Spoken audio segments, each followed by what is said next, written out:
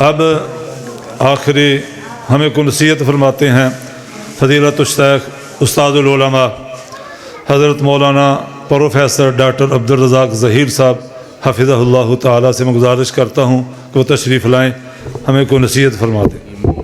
بسم اللہ الرحمن الرحیم۔ یا ایہا الناس قد جاءتکم موعظۃ من ربکم وشفاء لما فی الصدور وہدی ورحمۃ للمؤمنین۔ قابل احترام معزز و محترم علماء کرام، حاضرین مجلس، عزیز طلباء اور طالبات اور معززات، یہ انتہائی خیر و برکت کی مجلس ہے، قرآن حکیم کی مجلس۔ یہ اس کتاب کی مجلس ہے جو کتاب رب کائنات نے آسمانوں سے نازل کی ہے۔ یہ وہ کلام ہے جو اللہ رب العزت کا کلام ہے۔ اس کتاب کو پڑھا اور پڑھایا جا رہا ہے جس کے ساتھ رب کائنات نے کلام فرمایا ہے۔ یہ وہ کلمات ان معصوم بچوں کو سکھائے پڑھائے جا رہے ہیں جو کلمات اللہ رب العزت نے ادا کیے کما یلیق بجلالی، اور جن کلمات کو حضرت جبریل علیہ السلام نے پڑھا، جن آیات و جمل کو حضرت محمد کریم علیہ السلام نے پڑھا، جو خیر و برکت کا باعث ہیں، جو سکینت اور اطمینان کا باعث ہیں، جو انسان کی سعادت اور خوش نصیبی کا سبب ہیں۔ اور یہ وہ کلمات قرآن حکیم کے نبی کریم علیہ السلام کے صحابی حضرت ابو سعید خدری رضی اللہ تعالیٰ عنہ کہتے ہیں، جب اللہ رب العزت نے جنت کو بنا لیا، ایک اینٹ سونے کی اور ایک چاندی کی، اور گارا کستوری کا اور مٹی زعفران کی، یاقوت اور موتی، تو رب کائنات نے جنت سے یہ فرمایا کہ تم بھی کچھ کہو۔ جنت نے گفتگو کی تو کیا کہا؟ 18ویں پارے کی ابتدائی آیات، جنت نے بھی کلام کیا۔ جنت نے کہا قد افلح المؤمنون، مومن کامیاب ہو گئے۔ جنت نے بھی قرآن پڑھا، جنت نے بھی قرآن کی تلاوت کی۔ یہ وہ عظیم کتاب ہے جس کی 2 آیتوں کو سیکھ لینا، 2 آیتوں کو سیکھ لینا۔ یہ جو بچے بچیاں دار المکرم للبنات میں قرآن حکیم پڑھنے سیکھنے کے لیے آتے ہیں، باقی مدارس اور مساجد میں جاتے ہیں، ان کو معمولی نہ سمجھیں کہ بچے گئے کچھ حاصل نہیں کر کے آئے۔ نبی کریم علیہ السلام فرماتے ہیں قرآن کی 2 آیتوں کا سیکھ لینا موٹی تازی 2 اونٹنیاں حاصل کرنے سے زیادہ قیمتی ہے۔ آج ایک اونٹنی کتنے کی ہے؟ 3، 4، 5 لاکھ کی اونٹنی، چلو 3 لاکھ کی بھی ہو، اگر ایک بچے نے 2 آیتیں سیکھ لیں 6 لاکھ سے زیادہ کمائی اس نے کر لی ہے۔ یہ ہمیں سمجھانے کے لیے، وگرنہ قرآن کا تو کوئی مقابلہ ہی نہیں ہے۔ اور نبی کریم علیہ السلام قرآن کی تلاوت کرتے بھی، اور قرآن کی تلاوت دوسروں سے سنتے بھی، اور کبھی صحابہ سے فرماتے بھی کہ تم قرآن کی تلاوت کرو، میں تمہاری زبان سے قرآن کی تلاوت سنتا ہوں۔ اور کبھی ہمارے گھروں کا ماحول تھا کہ صبح سارے گھروں میں قرآن کی تلاوت ہوتی تھی۔ ہماری مائیں، ہماری بہنیں، بزرگ خواتین صبح اٹھ کے ہر کام کرنے سے پہلے قرآن حکیم کی تلاوت کرتی تھی۔ آج وہ خوش نصیب ہیں گھر جن میں آج بھی یہ کام ہو رہا ہے، وگرنہ ان کی جگہ پہ اور بہت سی چیزیں آ چکی ہیں۔ ہمیں اس روایت کو واپس پلٹانا ہے اور قرآن حکیم کی تلاوت کو اپنی زندگیوں میں لانا ہے۔ ہمارے بچے تلاوت کریں، ہم خود تلاوت کریں، ہماری مائیں بہنیں تلاوت کریں، ضرور کریں۔ جس دن ہمارے پاس بہت کم ٹائم ہو، بے شک قرآن کا ایک صفحہ پڑھیں ضرور۔ کیوں جی، بچے تو انشاءاللہ پڑھ رہے ہیں، ہم بھی انشاءاللہ پڑھیں گے، انشاءاللہ پڑھیں گے۔ زیادہ ٹائم نہیں ملے گا تو ایک صفحہ تو پڑھیں گے نا۔ کتنا ٹائم لگے گا؟ 2 منٹ لگ جائیں گے، 3 لگ جائیں گے، اس سے زیادہ ٹائم نہیں لگے گا۔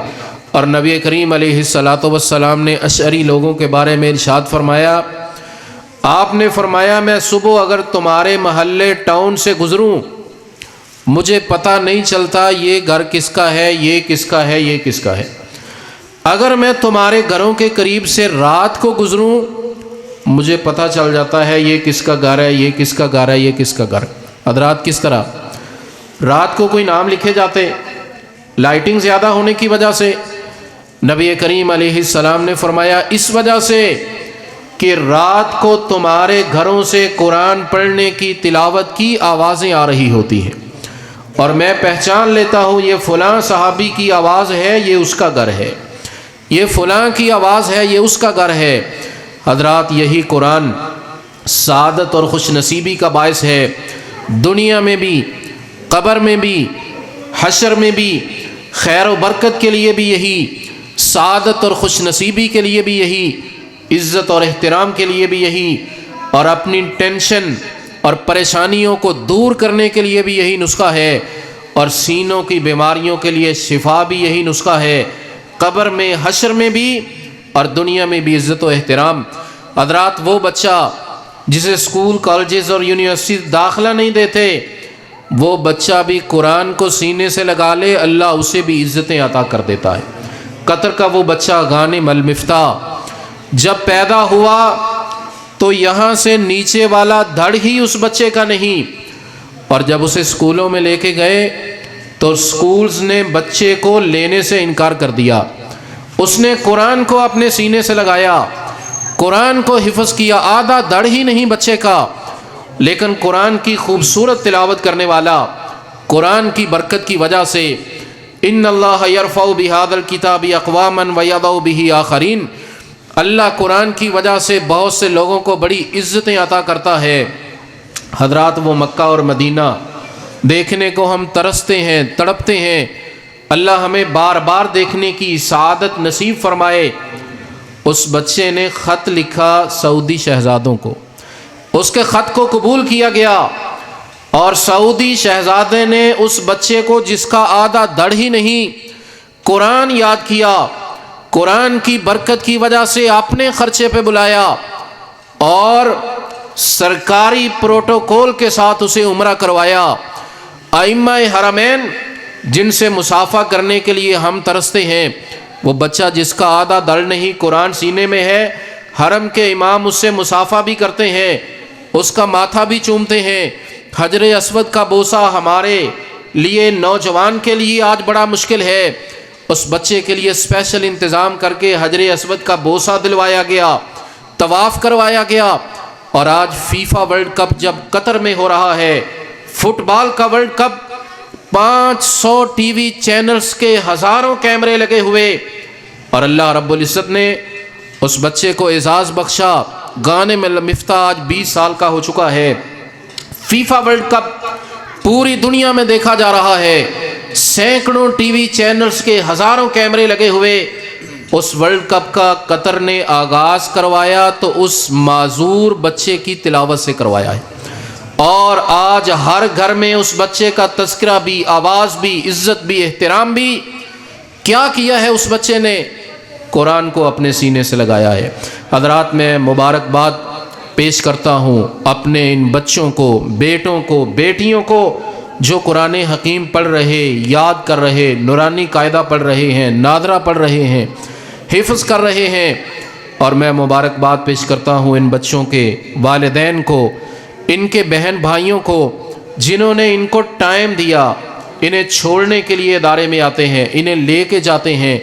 اور میں مبارکباد پیش کرتا ہوں دارالمکرم للبنات کے مدیر برادر مکرم محترم قاری غلام اللہ خان صاحب کو، ان کے دوست و احباب کو جن کے اہتمام سے الحمدللہ آج یہ ادارہ چل رہا ہے۔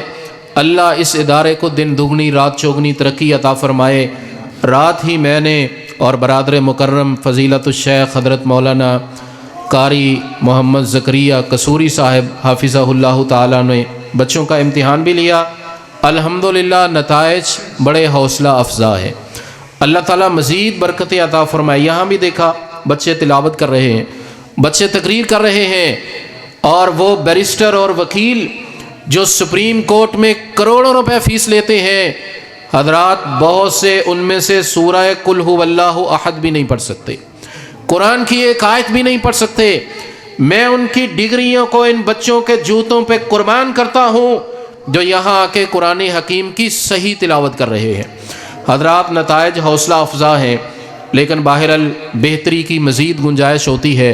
حضرت قاری صاحب کوشش فرما رہے ہیں، اگر ہم ان کے دست و بازو بنیں اور معاونین حضرات پہلے سے بڑھ کر تعاون کریں تو مزید بہتری کی گنجائش پیدا کی جائے، اور حفظ کے ساتھ ساتھ فہم قرآن، قرآن کے معانی کو سمجھنا، قرآن کے مطالب کو جاننا اور تلفظ کی اور بہتر مزید ادائیگی کی کوشش کرنا۔ اللہ تعالیٰ اس ادارے کو مزید ترقی توسیع عطا فرمائے، جمیع معاونین کو اللہ تعالیٰ جزائے خیر عطا فرمائے۔ ہم الحمدللہ ادارے کے رزلٹ سے مطمئن ہیں۔ اللہ تعالیٰ تمام بچوں کے لیے، معاونین کے لیے خیر و برکت کا باعث بنائے۔ وآخر دعوانا الحمدللہ رب العالمین۔